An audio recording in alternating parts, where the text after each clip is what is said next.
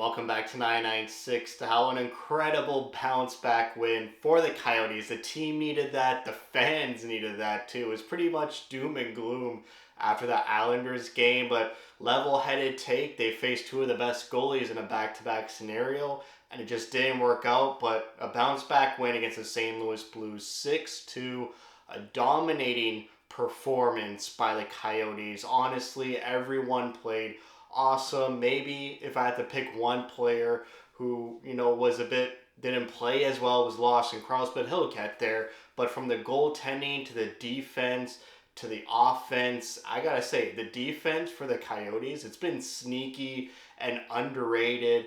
They allowed 2 goals tonight against the Blues, 1 goal against the Islanders, 2 goals against the Rangers. They won 4-3 against the Devils. They've been sneaky good defensively, which has been not a thing for the Coyotes under Andre Tourigny's tenure, but great to see that. We'll just jump right into it to line blending, the first game of this season where we got blending of the lines, Tourigny trying to keep some duos together. The first line stays intact, and thank God, because they had an awesome game, but they put Michelli with Cooley, Carcone with Bukestad and Krause, and Kerfoot down with McBain and O'Brien. O'Brien still somehow finds a way on this lineup, but he set the tone, him and that fourth line with their hits, their tenacity. Every time the Blues touched the puck in their own end, they were scared of getting hit if that fourth line was on. But thankfully, the line blending worked.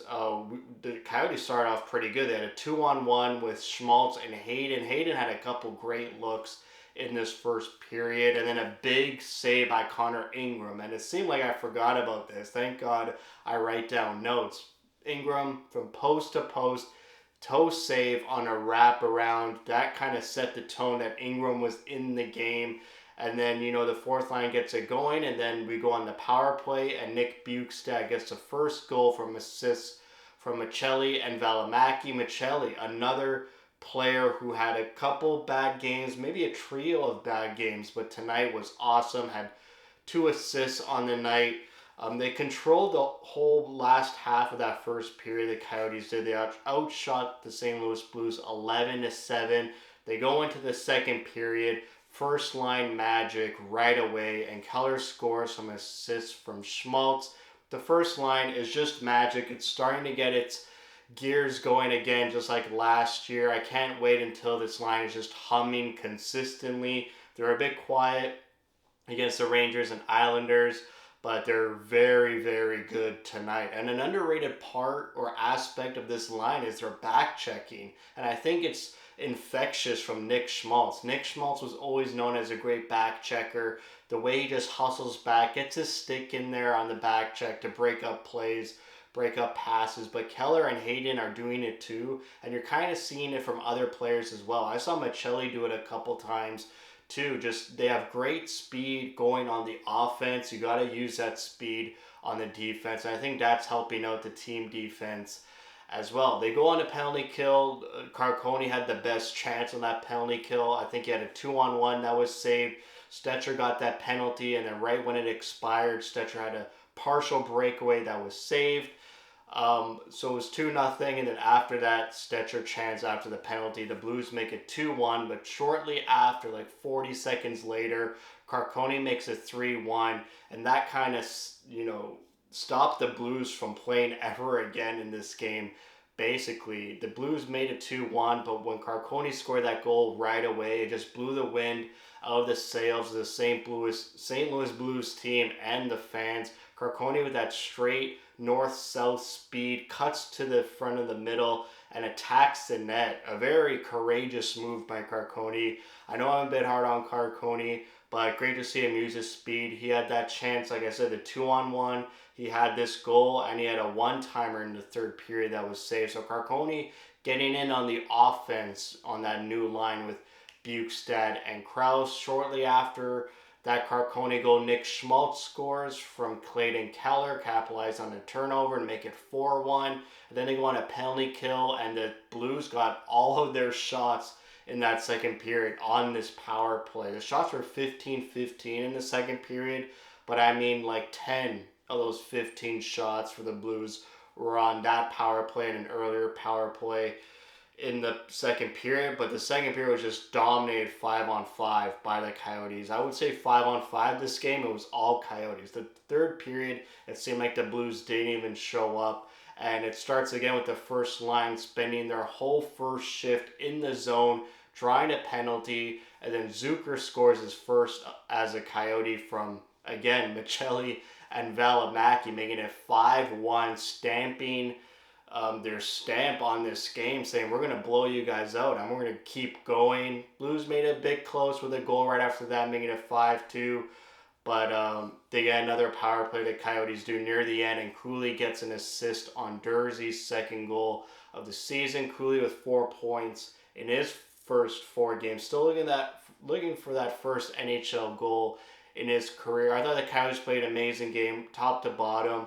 But for me, I saw there's a lot more space in this game than the Rangers and Islanders games, and I knew that was going to happen. I'm pretty sure I said that in my previous video, but the Coyotes love to do that east to west pass. We saw it, on a couple goals on the power play, the Bukestad goal, the Zucker goal. We saw a couple one-timers saved. I mentioned the Carcone one-timer, the Hayden one-timer. Even Keller and Schmaltz were finding each other. When that east-west stretch pass is open in the offensive zone, the Coyotes love doing that.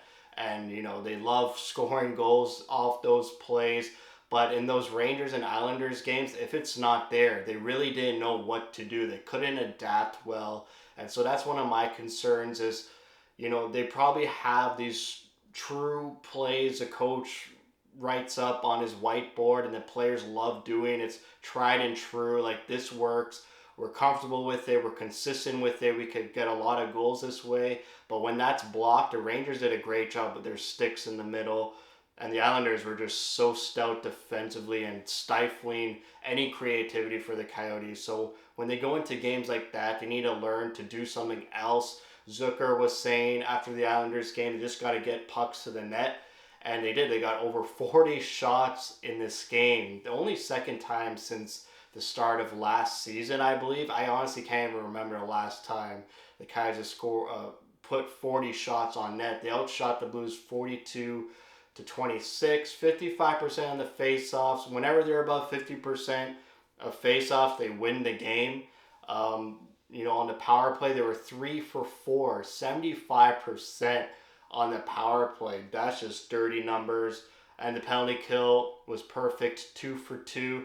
So when you do the right things, the Coyotes win. They're 2 for 2 on the road trip. The road trip is finally over to start the season.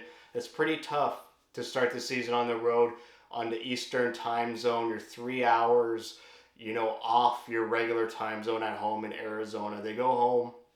They'll play the Ducks Saturday afternoon. A basement team on the Ducks. Hopefully the Coyotes come up for that one. They wake up for that one. And they play hard and they get another 2 points. And, then they go 3-2-0. And you're top 3 in your division. And you got to try and maintain that position in your division. But love this game from the Coyotes. I needed it, and the fans needed it. Just a bad taste in your mouth after that Islanders game. So much more skill and creativity that we expected from this season, and we saw it in that New Jersey game. It disappeared in those 2 games in the middle, but it's back again now. So this is going to be the team. They just got to find ways to be consistent with skill and creativity, and if it's not there, go back to that hard-nosed, grinding type of hockey. So that's it for me. Thank you for watching. If you like what you see, spread the word. And as always, thank you for your support.